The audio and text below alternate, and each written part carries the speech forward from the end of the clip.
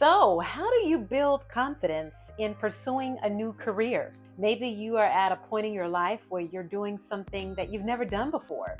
Perhaps you are in your second half, and in your first half, you were doing one thing, and now in this half, you're doing something completely different.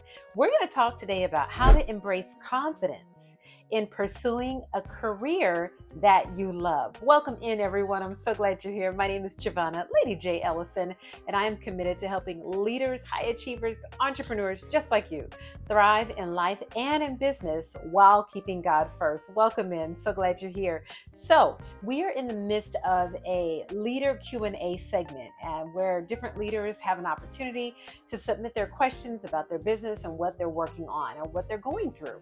In fact, if you have a question, I invite you to be a part of our VIP member community. The link is below for you to sign up. And when you do that, you'll get an email once or twice a week from me, just giving you encouragement, hope, business strategy, all those things to help you build a successful business that honors your faith and your core values as well. So I invite you to be a part of that. And then from time to time, I'll ask you to submit your questions. And if your question is featured, we may just put it here on the YouTube. So thank you. All right, so this question came in from a phenomenal leader, and he says, my question or my problem is how to overcome feeling uncomfortable in pursuing my career. And then he specifically states a career in a specific industry, and this happens to be real estate. So a couple of things when it comes to this. There is a term called borrowed confidence. Have you ever heard that term? It's called borrowed confidence. It's where you lean on the belief of someone else until you have enough grounding yourself to believe in yourself. So it's almost like saying, you know how ever on the playground, and I used to do this all the time when I was a little girl on the playground, but I would always do my hands like this, and I would give someone a boost, right? They would step in my hands with their little foot, or sometimes their real big foot, and I would boost them up with my encouragement, with my strength, and helping them go to the next level. Whose hands are you letting hold you up? That's my question for you. Because if you don't have the right people supporting you, the right mindset, if you don't have that boost, it's very hard to be able to thrive in a community or even in a new career. You need to have that boost. You need to have the right kind of people. This is why I am such an advocate of masterminds and coaching. This is why one of the main reasons I've had a coaching career for the last 13 years, because I believe in supporting those who are trying to go to the next level, those who need a boost. And if that's you, I invite you, like I said, sign up for our community, subscribe to this channel, make sure that you are a part of people who get you, who understand what you're trying to do. So that's number one, borrowed confidence. Number two is to realize that confidence is not manufactured. Rather, confidence comes with action. Not just in talking about what you're going to do, not just in talking about, oh yeah, that's a great idea, I ought to try that one day. Nope. Confidence is built as you are taking action. So when I was running, I think my second Los Angeles marathon, the confidence in crossing the finish line doesn't come from watching everybody run. Okay. It just doesn't.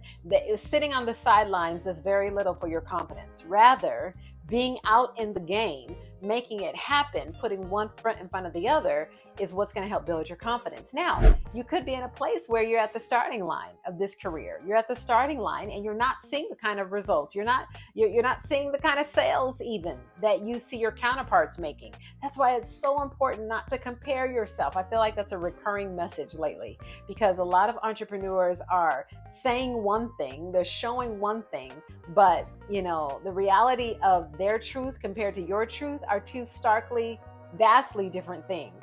And you have to remember, people show you what they want you to see. So we all have challenges. Don't let anybody's success make you think that you're not doing well, because trust me, everybody has challenges, okay? We just let certain things show at certain times. So just be encouraged in knowing that confidence comes with action, and it takes time. So as you're doing this new career venture, remember to take calculated risks. Stay disciplined. Show up daily. Show up daily. Keep doing the right thing. Make sure that you have an excellent coach, an excellent mentor, someone who you can learn from, someone who you can ask the tough questions to, someone who won't just cheerlead you. Please hear me on this.